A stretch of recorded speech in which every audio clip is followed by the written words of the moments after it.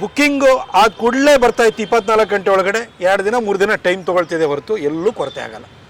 ಕಾಂಗ್ರೆಸ್ನವರ ಈ ಅಪಪ್ರಚಾರಕ್ಕೆ ಯಾರು ಕಿವಿಗೊಡ್ಬೇಡಿ. ಪಾಕಿಸ್ತಾನದಲ್ಲಿ ಪೆಟ್ರೋಲ್ ಬಂಕನ್ನೇ ಮುಚ್ಚಕ್ಕೆ ಹೊರಟಿದ್ದಾರೆ, ಸಿಗ್ತಾಯಿಲ್ಲ. ನಮ್ಮಲ್ಲಿ ಪೆಟ್ರೋಲ್ ಮತ್ತು ಡೀಸೆಲು ಅಬಾಧಿತವಾಗಿ ಸಿಗ್ತಾ ಇದೆ. ಗ್ಯಾಸನ್ನು, ಪೆಟ್ರೋಲ್ ಆ್ಯಂಡ್ ಡೀಸೆಲ್ನಾದರೆ ಕ್ರೂಡ್ ಆಯಿಲ್ ಅಂದರೆ ಕಚ್ಚಾ ತೈಲದ ಮುಖಾಂತರವಾಗಿ ನಾವು ತರ್ತೀವಿ, ಅದನ್ನು ಇಲ್ಲಿ ರೀಫೈನ್ ಮಾಡ್ತೀವಿ. ಗ್ಯಾಸನ್ನು ನಾವು ಕ್ರಯೋಜೆನಿಕ್ಸ್ದು ನಿಮಗೆ ಅಂದರೆ ಆ ಟೆಂಪ್ರೇಚರಲ್ಲಿ ನಾವು ತರಬೇಕು. ಅದನ್ನು ತೊಗೊಂಬಂದು ಸ್ಟಾಕನ್ನು ತಿಂಗಳಾನುಗಟ್ಟಲೆಗೆ ಇಟ್ಕೊಳ್ಳುವಂತಹ ವ್ಯವಸ್ಥೆ ಇಲ್ಲ. ಇಡೀ ಜಗತ್ತೇ ಇದರಿಂದ ಪ್ರಭಾವಿತವಾಗಿದೆ. ನಮ್ಮ ಭಾರತ ದೇಶನೂ ಕೂಡ ಅದು ಹೊರತಾಗಿಲ್ಲ. ಇದನ್ನು ಜನನೂ ಕೂಡ ಅರ್ಥ ಮಾಡ್ಕೊಳ್ತಾರೆ. 2011ರಿಂದ 2013ವರೆಗೂ ಯಾವ ಪರಿಸ್ಥಿತಿ ಇತ್ತು?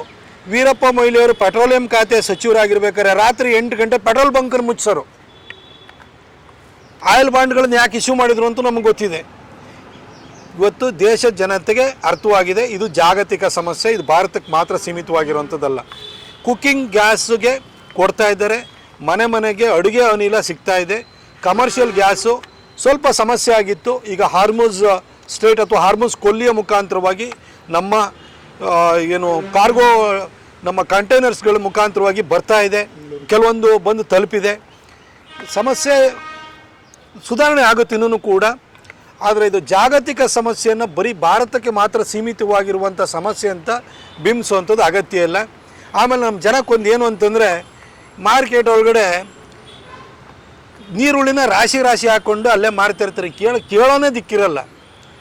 ಯಾವನಾದರೂ ಒಂದು ಪುಕಾರ ಸ್ಫುಟ ಈರುಳ್ಳಿ ಸಿಗಲ್ವಂತೆ ಅಂತಂದರೆ ಇದು ಬಾದ ಮನೇಲಿ ಕೊಡ್ತೋದ್ರೂ ಪರವಾಗಿಲ್ಲ, ಅಲ್ಲಿ ಹೋಗಿ ತುಂಬಿಸ್ಕೊಂಬಂದು ಇಟ್ಕೊಳ್ತಾರೆ, ಜಾಸ್ತಿ ರೇಟ್ ಕೊಡ್ತಾರೆ. ಈ ಪ್ಯಾನಿಕ್ ಕ್ರಿಯೇಟ್ ಮಾಡೋ ಕೆಲಸವನ್ನು ಕಾಂಗ್ರೆಸ್ ಮಾಡ್ತಾಯಿದೆ. ಬಳಕೆಗೆ ಅಗತ್ಯ, ನಿಮಗೆ ದಿನದ ಅಗತ್ಯತೆ ಏನಿದೆಯಲ್ಲ ಅದಕ್ಕೆ ಬೇಕಷ್ಟಿದೆ. ಆದರೆ ಕಾಂಗ್ರೆಸ್ನವ್ರು ಹೋಗೋದು ರಸ್ತೆ ಬದಿ ನಿಂತ್ಕೊಳ್ಳೋದು, ಗ್ಯಾಸ್ ಸಿಲಿಂಡ್ರ್ ಇಲ್ಲ, ಗ್ಯಾಸ್ ಸಿಲಿಂಡ್ರ್ ಇಲ್ಲ. 1998ರಲ್ಲಿ ಡೆಲ್ಲಿ, ಮಧ್ಯಪ್ರದೇಶ, ರಾಜಸ್ಥಾನದಲ್ಲಿ ನೀರುಳ್ಳಿ ಪೋಸ್ಟ್ ಇಟ್ಕೊಂಬಿಟ್ಟು ನೀವು ಚುನಾವಣೆ ಗೆದ್ದಿದ್ದು ನಮಗೆ ಗೊತ್ತಿದೆ. ಆದರೆ ಇವತ್ತು ಅಂಥ ಪರಿಸ್ಥಿತಿ ಇಲ್ಲ. ಇವತ್ತು ಮಾಧ್ಯಮಗಳು ಪ್ರೊಯಾಕ್ಟಿವ್ ಆಗಿದ್ದಾವೆ, ಸೋಷಿಯಲ್ ಮೀಡಿಯಾ ಇದೆ, ಇಂಡಿಪೆಂಡೆಂಟ್ ಮೀಡಿಯಾ ಇದೆ, ಸತ್ಯಾಸತ್ಯತೆ ಜನಕ್ಕೆ ಅರ್ಥವಾಗ್ತಿದೆ.